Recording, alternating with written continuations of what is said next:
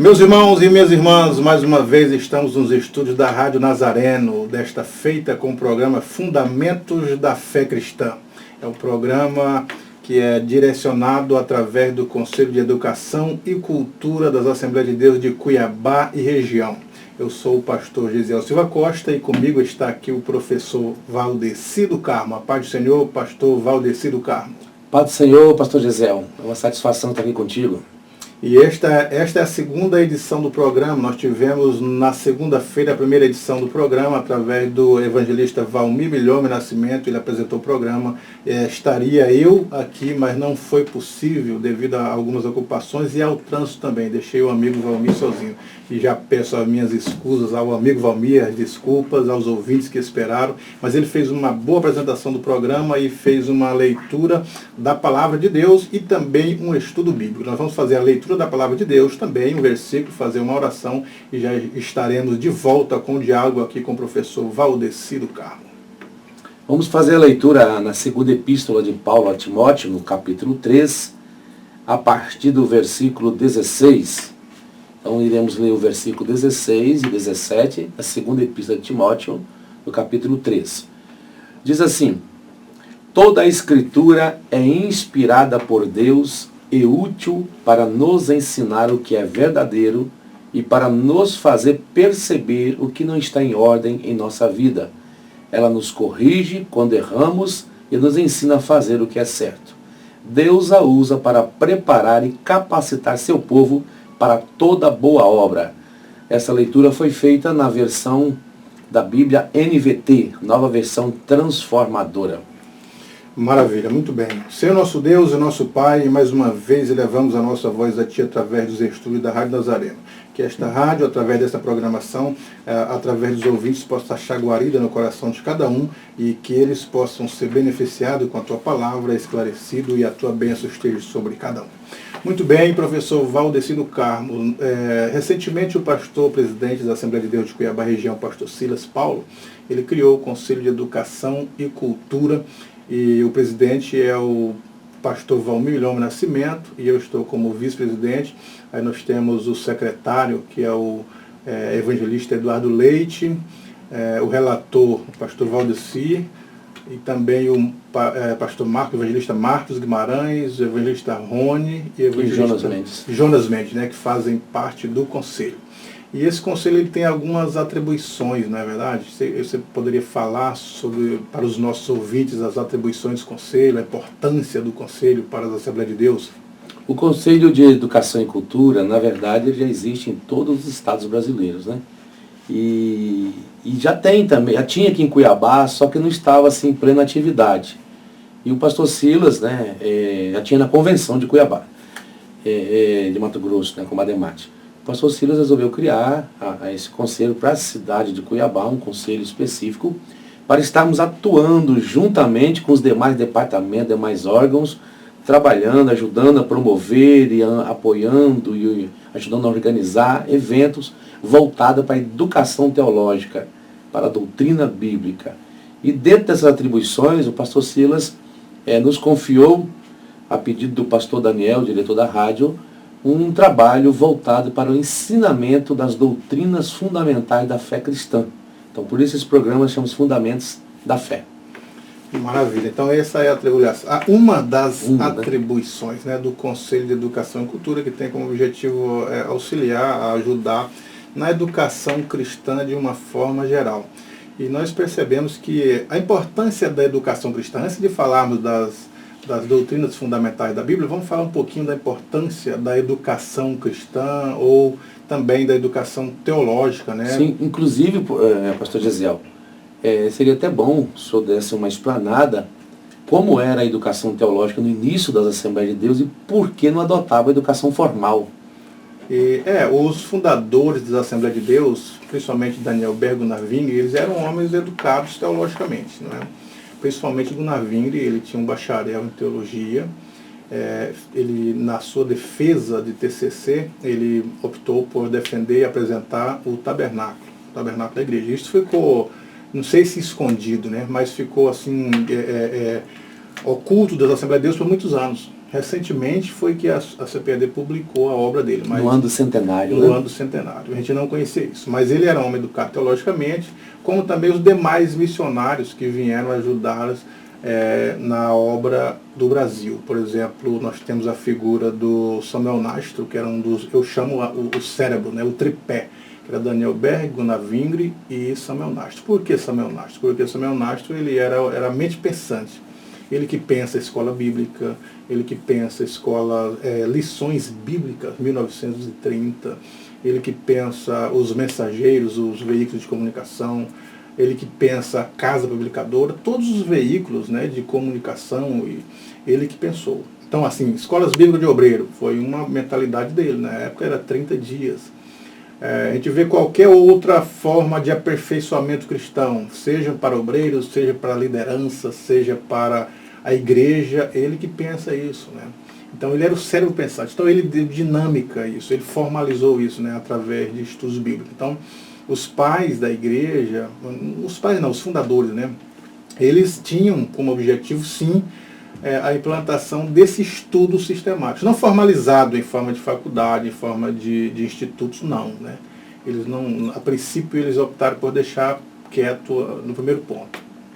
Tinha também dois problemas, né? Eu sei que o senhor trabalha a história da Assembleia de Deus no Brasil, conhece muito, mas vale lembrar também que tinha dois desafios grandes, né? Um era a questão da teologia liberal surgindo na Europa, né? Sim. E isso já trazia uma certa estranheza à teologia, a preocupação de formalizar demais os crentes. E o outro problema é que a maioria dos crentes eram analfabetos no seu início também, né? Eram pessoas leigas demais, não tinham devido estudo, preparo, então tinha uma dificuldade também com a pobreza, porque a educação custa caro. Então a pobreza, além de parte analfabeta, nós temos uma parte também, tem uma outra situação que é a pobreza, né? A questão econômica. Até hoje estudar é caro, né, professor Gisel? Sem dúvida, sem dúvida. Um ponto interessante é isso aí, sobre a teologia liberal, pastor Valdeci. Quando ela começou a abranger a Suécia, na Suécia, a igreja de Filadélfia, que era liderada pelo pastor Levi Petrus, ela tinha mais de 5 mil membros na Suécia. E os jovens e os obreiros deles estavam estudando teologicamente lá. E a teologia liberal tomou conta das faculdades suecas e houve, então, esse descrédito na continuidade dos dons, na inspiração divina das Escrituras, dos milagres. Houve um esfriamento e ele percebe isso. O pastor Levi Petrus sofreu sobre isso na Suécia. Então, quando ele deixou a Suécia para vir para o Brasil, morar no Brasil e ajudar na liderança, inclusive ele foi presidente da Convenção Geral, né, em Belém. Ele chegou a ser presidente da Convenção Geral? Presidente, maravilha, boa várias vezes. E ele, então, achou por bem, porque ele viu essa influência da teologia liberal na Europa, especificamente na Suécia, na igreja dele, ele achou por bem não implantar nenhum instituto teológico. Ele disse, vamos deixar como está, vamos manter a igreja e os obreiros estudando nos templos, mesmo sem ser nos institutos, porque o medo dele era esse, né? O medo dele era que o esfriamento, a teologia liberal tomasse conta se houvesse institutos formalizados no Brasil.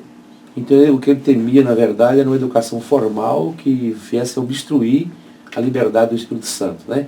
Mas isso não quer dizer que eles não davam ensino. Tanto é que você mencionou que tinha 30 dias de escolas bíblicas. Sim. E o que ensinava nessa escola bíblica? Doutrina, não é? Sim, doutrinas bíblicas. Justamente. O que eles primavam eram doutrinas bíblicas, né?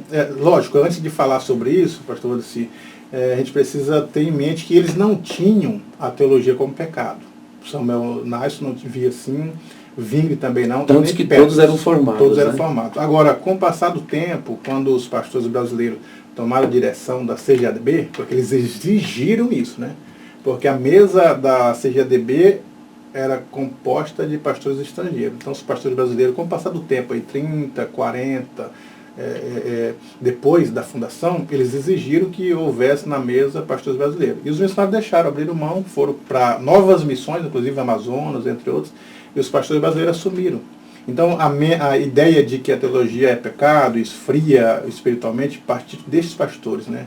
Que eles não conseguiram dar caminhamento na CGDB, tiveram diversos problemas, não conseguiram resolver e chamaram os missionários para assumir posteriormente. Eles vieram humildemente assumir e as coisas fluíram.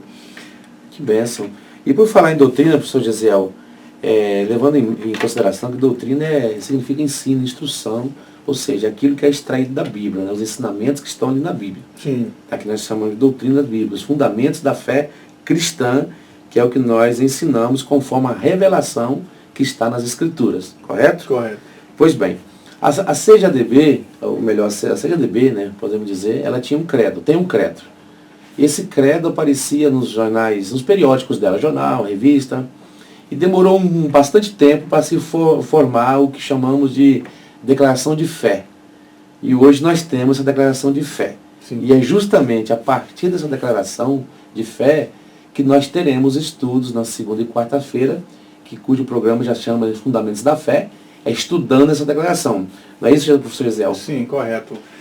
Os credos e as declarações, elas não vieram com a proposta de substituição da própria palavra, mas com a intenção de fortalecer, não vamos dizer fortalecer a palavra, mas esclarecer o que está escrito na palavra, né? Então os credos sempre existiram, os credos, as declarações.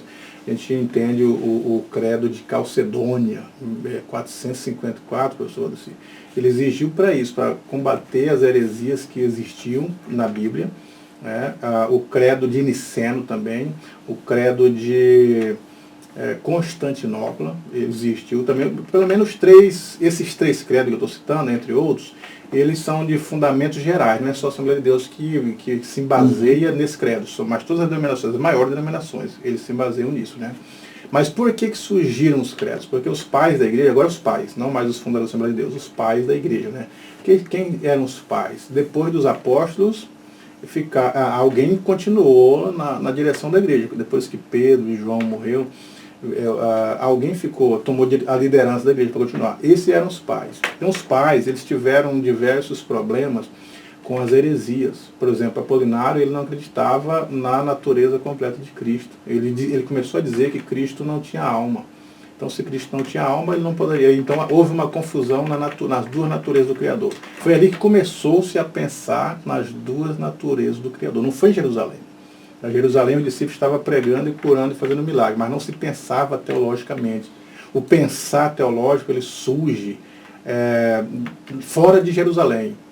Antioquia e Catargo. Catargo é onde eles começam a pensar teologicamente, segundo o Justo Gonzalez, né? Ele tem um livro muito fantástico que fala sobre isso. Com isso, então, começa a formalizar aquilo que chamamos de doutrina. Começa a formalizar. Doutrinas da fé cristã. Doutrinas da fé cristã. Que são ensinos extraídos da própria Escritura, através de homens que gastaram seu tempo estudando e refletindo sobre isso. Exato. Então, o credo e as declarações, elas surgem a partir de contradições, né? Pessoas que pensavam diferente dos pais da igreja, sobre Cristo, sobre Deus, sobre a graça, sobre tantos outros aspectos das doutrinas bíblicas. Então eles formavam heresias, e para combater essas heresias havia os concílios, a reunião dos pais e os chamados pais apologistas, que defendiam a fé, que conheciam a Bíblia, que sabiam fazer uma hermenêutica, uma exegese adequada, e a partir daí surgiam os credos, quer dizer, dando fundamento a um pensamento dos pais embasado nas Escrituras. Então a declaração de fé, ela surge a partir daí. Quer dizer, esclarecendo, não dando apoio à Bíblia, porque a Bíblia precisa de apoio, por si só ela já é confiável, já é uma... Mas sistematizando aquilo que está na Bíblia. Aquilo que está na Bíblia, né? Trazendo mais... Por isso chamamos teologia sistemática. Chamamos teologia sistemática. Organizada, de forma de estudo, de exegética, doutrinariamente. A Bíblia apresenta assim de forma ampla. Eles vão lá e juntam tudo para ficar mais claro, de forma sistemática, por isso surge a doutrina chamada teologia sistemática. Exato, correto? Correto. Porque assim, por exemplo, a doutrina da fé. A gente pega lá na pré-história, né, em Gênesis, falando de Abraão, pai da fé, a fé de Abraão, justificado pela fé, já tem justificação ali em Gênesis, até Apocalipse. Né? Apocalipse fala que aqueles que foram até o final pela fé também são justificados. Então a Bíblia inteira ela está espalhada a doutrina da fé. O que a teologia sistemática faz? Ela pega todas as passagens que falam da fé e coloca em um capítulo da teologia sistemática. Então você encontra tudo ali. E já fica mais fácil. Alguém já fez isso aí por nós, já fez esse trabalho. Então a vantagem é que você pega algo mastigado, já sistematizado, vai estudar e tem uma clareza maior sobre o fundamento da fé cristã. E por falar em teologia sistemática, a nossa declaração de fé começa justamente com o ensino acerca das Escrituras, né? Sim. A nossa declaração de fé, então, ela, na verdade, era uma síntese da teologia sistemática já existente que a Assembleia de Deus professa. Ou seja, quando a Assembleia de Deus surgiu, já existia a questão da teologia da Bíblia, da bibliologia, já existia a cristologia formada, já existia a soteriologia, tudo ali já estava pronto. E ela, que vem de um contexto reformado protestante, batista, né? Sim. Ela já cria em tudo isso. A única adição que foi, não podemos dizer adição, mas é uma compreensão maior acerca do Espírito Santo, que diz respeito ao batismo do Espírito Santo e os dons espirituais, que os demais não criam até então, correto? Correto. Os demais, assim, a partir do século XVIII, né? Eles não criam, mas já tinham um entendimento antes disso, né? Inclusive, eu tenho um historiador da teologia histórica, que é o Vincent Sina. Ele é um dos maiores autoridades da teologia histórica. E ele busca, porque as pessoas, algumas pessoas que não são continuistas, não acreditam nos dons, eles dizem assim que a teologia protestante, ela surge no século XVIII, na Rua Azusa, etc. Ali que surgiu. Antes não havia nem resquício da teologia protestante ou da continuidade dos dons. Então, Vincent Sina, ele busca antes da Azusa e depois de Atos 2. E ele acha documentos históricos, pessoas que foram curadas, os dons continuando. Ele fez um documentário, na verdade é um documentário, e publicou para mostrar que a teologia histórica embasa a teologia pentecostal, a continuidade dos dons, a continuidade das curas dos milagres, né?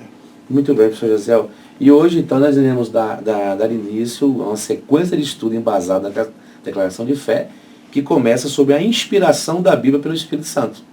A plena inspiração. Toda a Escritura é divinamente inspirada. Então, vamos começar a falar sobre uma teologia que se chama bibliologia, ou doutrina bíblica chamada bibliologia. Pastor Raimundo de Oliveira, de saudosa memória, escreveu sobre isso, né? As grandes doutrinas da Bíblia, e entre tantos outros autores já escreveram. A Igreja dos Estados Unidos, por exemplo, ela já tinha a sua declaração de fé há muito tempo, desde o início, né? Já eram mais, digamos assim, organizados essa questão teológica. Nós temos agora, fomos presenteados com a declaração de fé de alguns anos para cá, embora nossa declaração estava exposta nos livros, exposta nas lições de escolas bíblicas, naquilo que nós cremos. Sim. A escola bíblica dominical sempre traz.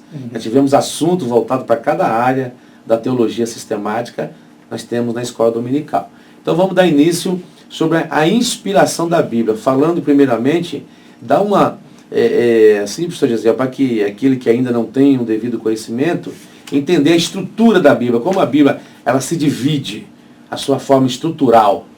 É bom a gente começar falando que a Bíblia ela foi escrita em 16 séculos, ela levou 16 séculos para ser escrita. Então, há vários autores em várias épocas diferentes, né? Assim, autores que não se conheceram, mas que falaram coisas semelhantes. Por exemplo, Isaías ele fala de 700 antes de Cristo, falando sobre que o lugar que Jesus nasceria. O lugar que Jesus nasceria e tal. E Pedro também, ele fala algo que Isaías fala depois de Cristo, né? Falando sobre esses aspectos, sobre a glória do homem, a flor da erva, só voltando um pouquinho, Miqueias, capítulo 5, versículo 2, que fala do lugar que Jesus nasceria.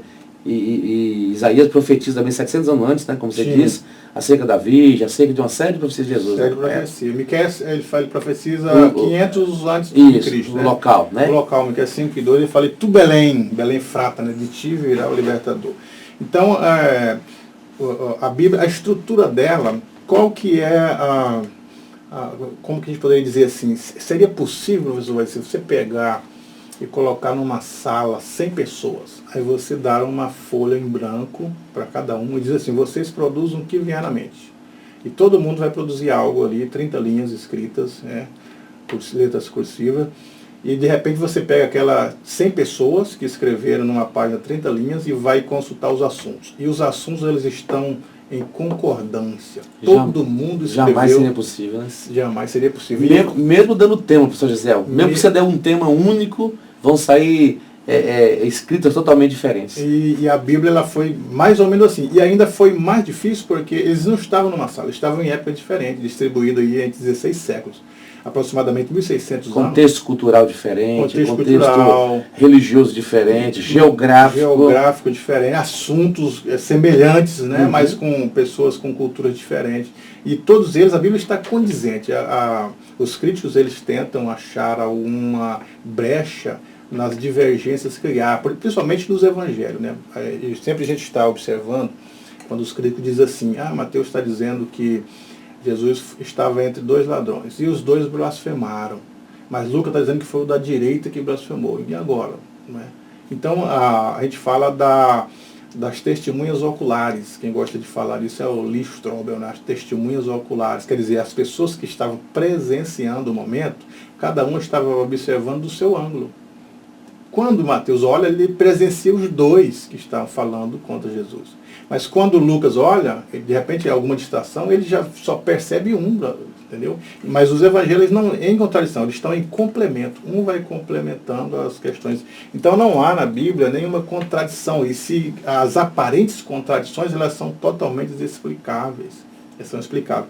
Então não há contradição. Agora, posteriormente a essa estrutura da Bíblia, as pessoas conseguiram, através do cânon, juntar esses livros. E aí outra questão que também é interessante, porque não haviam somente os 66 livros da Bíblia, os 37 os 39 do Antigo, né? Não havia só 66 livros, havia muitos outros inscritos.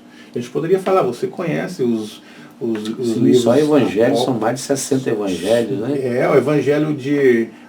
nós temos os livros de Moisés, o livro de Enoque, 1, 2, 3, 4 de Enoque, são diversos. Uhum. Então, seria possível também para o leitor entender, porque a gente está no áudio, eles estão ouvindo, mas para o ouvinte entender. Seria possível você chegar lá na Janina, aí chega e você, eu vou escolher aqui 10 livros. Aí você aleatoriamente vai, direciona o lugar, busca o livro e coloca os 10 livros sobre a mesa. Aí você vai perceber que os 10 livros estão em consonância, falando do mesmo assunto. Aqueles livros que você escolheu aleatoriamente, eles estão, tudo, se for história, tudo falando de história. Se for de geografia, tudo em consonância com a geografia. Seria possível isso ou não, professor? Eu creio que é impossível. Então, assim também foi na escolha do cânon. Existiam diversos livros, não só os 66, mas muitos outros que já haviam em circulação. Mas quando foram para escolher o cânon, eles fizeram essa escolha, lógico que direcionada por Deus, e esses 66 livros que foram escolhidos, como os livros inspirados para compor a Bíblia Sagrada, Biblos, né, que é coleção de livros, do grego, Biblos é coleção de livros. Então, a Bíblia é uma coleção de vários livros, e todos eles estão em consonância. Como isso? Pela direção de Deus, pela inspiração divina que acontece. E eles estabeleceram critérios sólidos para a escolha também dos autores. Sim, né? isso E não é uma coisa que foi feita da noite para o dia, né? Tem todo um histórico do desenvolvimento e aceitação do cânon que aceitamos hoje como palavra de Deus. Exato. A gente poderia, qualquer uma hora dessa, falar sobre o cânon, que é interessante, né? Fazer o desenvolvimento do cânon, como chegou ao formato que temos hoje. Mas a gente precisa andar, né, no programa, então vamos falar um pouquinho mais, vamos só de louvor agora com os nossos ouvintes, para você tomar um cafezinho e correr para o pé do rádio. Vamos de louvor aí com o nosso amigo Nilton Santos, está aí na audiência do programa e na tecnologia, no comando do som. Manda uma música bonita aí para os nossos ouvintes, Nilton. Estamos de volta, continuando a falar sobre a bibliologia no programa Fundamentos da Fé. Professor Valdeci do Carmo e pastor Gisel Silva Costa, nesse dia de hoje, apresentando essa doutrina bíblica. É importante, irmãos, ressaltando aqui, a importância de se ter a Bíblia como palavra de Deus é o primeiro pressuposto para se estudar, para se conhecer, para se fundamentar, acreditando que ela é inspirada por Deus, que ela é a palavra de Deus. Pedro diz que a profecia nunca foi produzida por vontade humana ou por vontade de homem, mas homens santos falaram movidos pelo Espírito Santo. E Paulo diz que toda ela é inspirada por Deus. A gente até usa a versão da Ara, né, ao invés da corrigida, que ela é mais específica. Toda a Escritura é inspirada por Deus. E qual que é a importância de nós conhecermos isso como fundamento? Tendo essa revelação de Deus, palavra escrita, nós podemos, como palavra de Deus, nós vamos ter um maior aprofundamento e um maior aproveitamento, entendendo que estamos lendo a palavra e é Deus falando conosco. Duas revelações especiais existiram, né? Uma é a palavra escrita e outra é Jesus Cristo, que é a palavra viva. Dentro dessa, nós vamos nos ater hoje à questão mais da classificação da Bíblia, a forma estrutural, né, de Antigo e Novo Testamento, seus livros e classificação desses livros. E não vai encerrar hoje o assunto, nós teremos dando continuidade, haverá ainda outros dias, inspiração, um histórico acerca da formação do cânon, o que vem a ser a inspiração que nós cremos, e entre outras coisas, né, como possíveis contradições existentes em manuscritos, tudo isso será tratado dentro desse assunto que será abordado no programa Fundamentos da Fé. Professor Gesiel, a pessoa pega a Bíblia, está lá Gênesis, né, depois vai lá para o Novo Testamento, e muitas vezes ele não sabe nem o que é Antigo e o que é Novo Testamento. Qual seria a melhor forma dele ter uma visão ampla da Bíblia antes de começar a estudar? A melhor forma, porque a Bíblia ela vem dividida, né? Já fizeram isso, porque antes, professor Alcido Carmo, nem os escritos de Isaías, ele não tinha páginas, não tinha capítulos, não tinha versículos, não tinha assuntos. Hoje a gente pega o Novo Testamento, por exemplo, você lê lá a parábola do semeador. Tem as epígrafes que os editores colocaram, né? Os epígrafes que ele colocaram, para facilitar o manuseio, a leitura e o estudo dos leitores da Bíblia, né? Então, isso foi recente, a divisão da Bíblia em capítulos, em 1227, pelo cardeal Stephen Langton, professor da Universidade de Paris, né? Ele que mais tarde foi o bispo de Cantuária. Ele fez essa divisão da Bíblia em capítulos, foi somando alguns trechos, mais ou menos, né, e colocando ele em capítulos. E posteriormente os versículos. E posteriormente quem fez os versículos já foi mais recente, né? Foi o cardeal Hugo de Saint-Cher. Aliás, mais recente, acredito que já no século XIII já havia esse estudo para divisão, para facilitar. Mas ele que fez a proposta de divisão em versículos, né? Então ficou classificada em capítulos, parece que é 1189 capítulos, é isso, né? E 31.173 versículos, né? Que ela contém hoje, a Bíblia. E as diversas traduções. Eu estava até acompanhando o pastor Ezequiel Soares, que foi um dos elaboradores da Declaração da Fé. Ele compõe a mesa com outros colegas da CPAD, e ele dizia sobre as traduções. Ele disse que as Assembleias de Deus e a Cristã do Brasil adotam a revista e corrigida, que ela é mais fiel ao texto, mas todavia não é a mais clara no assunto bíblico, né? Ele dizia que a Almeida e a atualizada é uma das mais recomendadas à leitura. Aí ele até cita, por exemplo, a corrigida, diz assim, quando Paulo fala em 1 Coríntios 15, a partir de 51, eis aqui vos digo o mistério, na verdade não todos não iremos. Antes, no momento, não abrir e fechar de olho. Eu falei assim, essa tradução, não abrir e fechar, a pessoa pode abrir e demorar a fechar. Ou fechar e demorar a abrir. Então já a Almeida já corrigiu, fala não piscar, que é a fração menor. Então a Almeida e a atualizada, ela já é adotada por diversas outras denominações. Mas a Assembleia preferiu ainda a corrigida porque é a mais conhecida do povo assembleano. Mas a gente precisa ter outras Bíblias, né? E ele dizia o seguinte, que a cada 15 anos, pastor Ezequiel Soares, que a cada 15 anos a Bíblia precisa ser atualizada. Não aquela atualização que as pessoas acham para se adequar ao contexto no seu conteúdo, cultural, mas sim na sua forma. Mas na sua linguagem. Sua linguagem. Porque as pessoas elas vão mudando. Antigamente, ele até cita um exemplo, né? Ele diz assim, você já pensou você chegar para sua esposa e dizer, olha, eu casei com você, esposa, por caridade.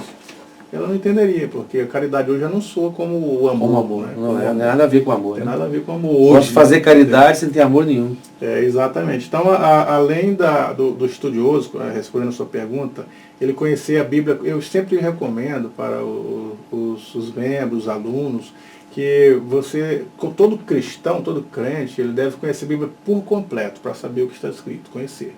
Aí depois vim fazer esses estudos sistemáticos, assunto por assunto, ou livro por livro, ou categoria por categoria, como está dividido na classificação, né? Para depois fazer uns estudos mais acurados. Certo? Certo.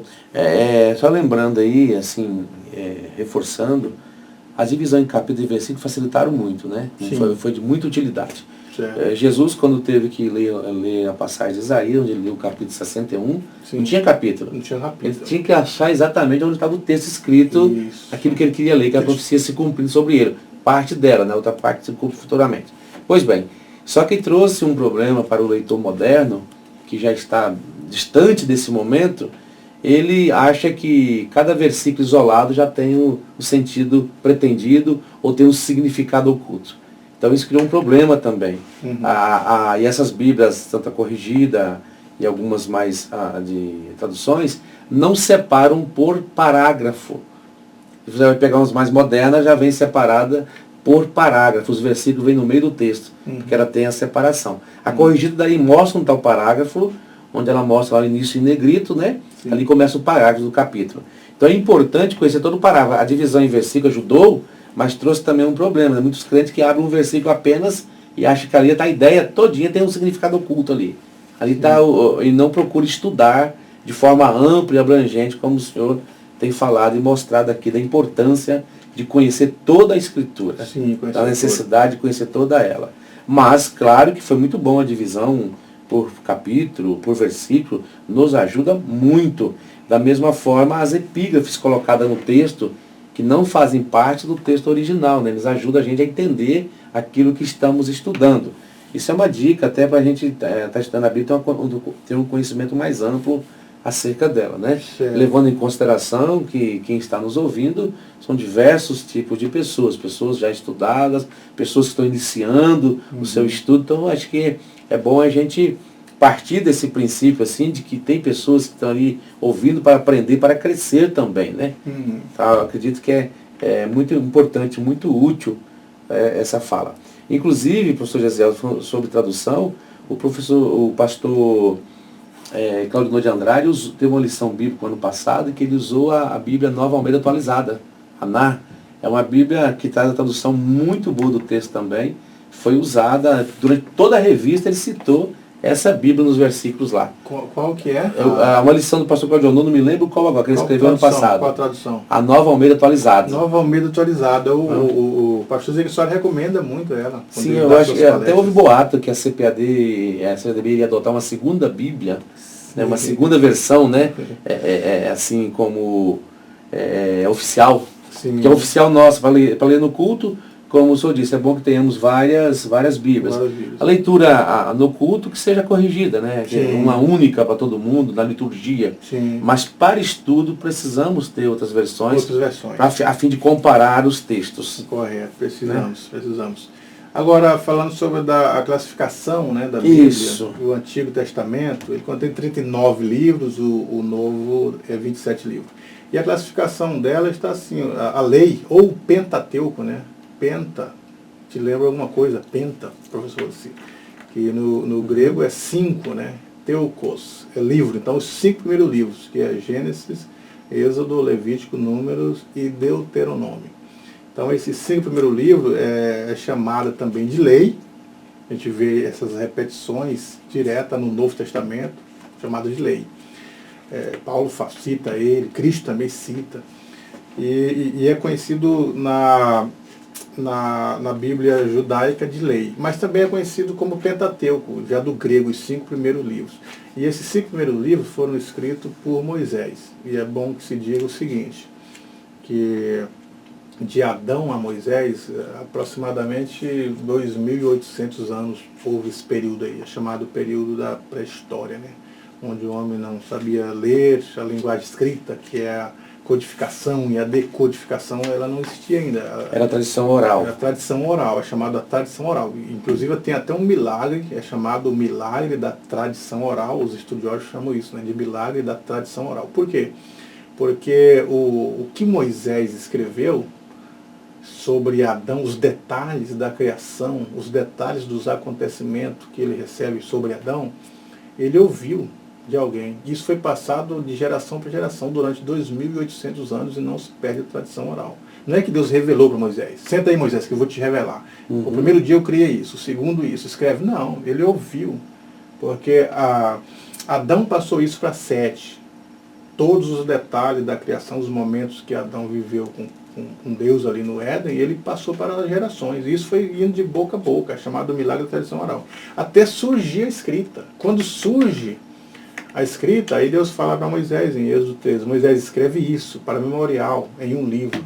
E Moisés escreveu o Gênesis, Êxodo, Levítico, Número e Deuteronômio. Então, principalmente sobre a criação, sobre Adão, ele ouve, né, da tradição oral e depois ele documenta isso e escreve, porque a escrita ela surge no Egito aí aproximadamente 3.500 anos antes de Cristo.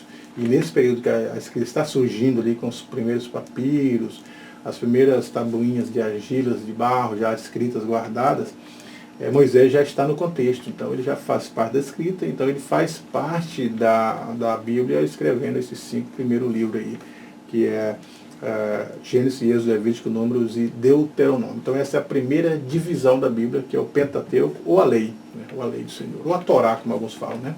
Sim, é importante, isso que o senhor ressaltou, que muitas pessoas às vezes acham que a Bíblia surgiu assim, vou dar a Bíblia para o povo.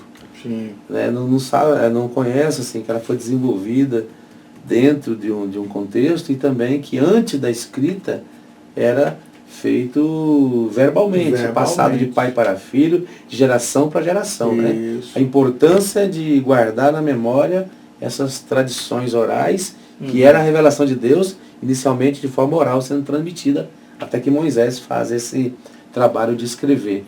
E isso é importante ser passado para que as pessoas compreendam, entendam. Sim. É igual, por exemplo, eu não quero saber de hebraico nem saber de grego. Mas espera aí, a Bíblia não foi dada em português, nem foi dada em inglês, alemão. Suas origens estão lá nas línguas semíticas, né? Sim. Começando do hebraico, depois vem para o grego e partes de aramaico. Sim. Então a importância de entender isso nos ajuda a familiarizar mais com a Bíblia, a entender como foi trabalhoso chegar no formato que temos hoje e o quanto é prazeroso ler a Bíblia em nossa língua, graças aos esforços de muitas pessoas que foram usadas por Deus para chegar até nós. Correto? Correto, até porque o povo de Israel, a partir de Abraão, ele se reuniu em famílias e essas histórias dos antepassados eram contadas. Até hoje em Israel, quando há a festa das trombetas, a festa dos tabernáculos, por exemplo, eles saem dos seus apartamentos, das suas casas e formam as tendas, e durante aqueles 7 dias é contada a história do Êxodo. Desde que eles entraram no Êxodo, o tempo que passaram no Egito, os anos que sofreram e a saída, os anos do deserto, é contado de geração, para os filhos, e em detalhes, né, de todos os acontecimentos que houveram com o povo de Israel. E também na lei do Senhor isso foi colocado. Moisés, ele recebe de Deus, no capítulo 3, Deus dizendo a Moisés, essas coisas que hoje te ordeno, delas falarás, assentado a teus filhos, andando, levantando pelo caminho.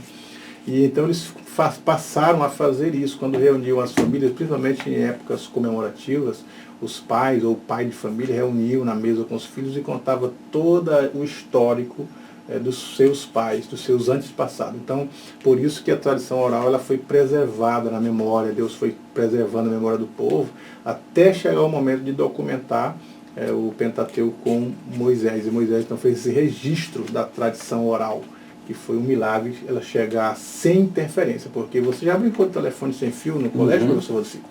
Que a professora vinha dizer uma frase e os alunos iam falando de ouvido a ouvido até o último da sala, e sempre chegava a linguagem distorcida, acrescentada ou diminuída, né? Justamente. E agora a tradição oral era mais ou menos isso, só que sem interferência, sem acréscimo e sem decréscimo. Chegou. Até porque a memória de um povo era muito importante, a história deles, né? Então, conservar a memória deles, elas gravavam e tem a participação disso tudo aí, claro, do sobrenatural de Deus, né? Sim, então a primeira parte da classificação da Bíblia é a lei, os 5 primeiros livros, a Torá, o Pentateuco, e a segunda parte é os livros históricos, que ela pega de Josué a Esther, né? Que é Josué, Juízes, Ruth, 1 e 2 Samuel, 1 e 2 Reis, 1 e 2 Crônica, Esdras, Neemias e Esther.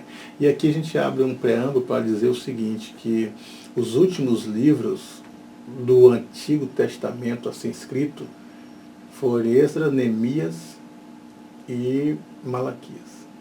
Então eles são contemporâneos. Pós-cativeiro, né? Pós-cativeiro. Malaquias é cativeiro babilônico. Malaquias é contemporâneo de Esdras, né? Contemporâneo de Neemias, né? Então esses foram os últimos livros. Lógico que aqui não, a Bíblia não está na ordem cronológica. A Bíblia de estudo cronológico, né? Ela de estudo cronológico. Os livros na sequência, com os assuntos na sequência do tempo, né? Na sequência do tempo.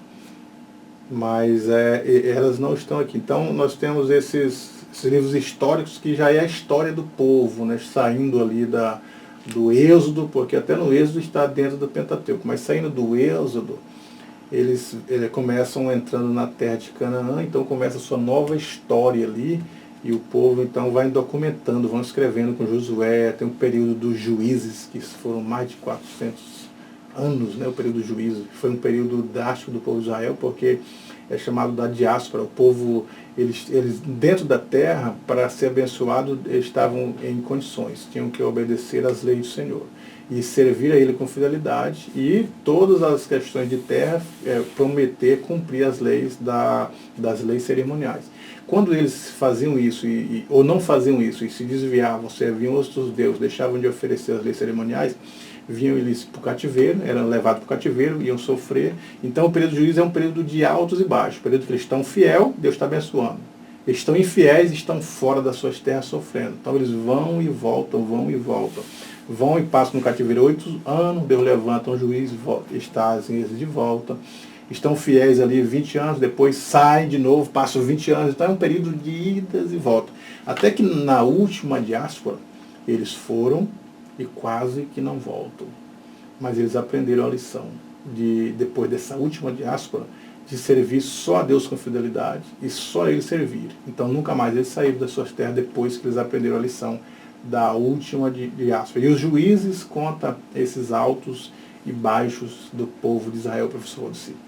E é bom esse panorama histórico para que o ouvinte possa ver que há todo um desenvolvimento social também, estrutural, da própria nação de Israel, né? Sim. Abraão, Isaac, Jacó, depois vai do Egito lá aquele monte de gente, e assim por diante, as tribos já formadas.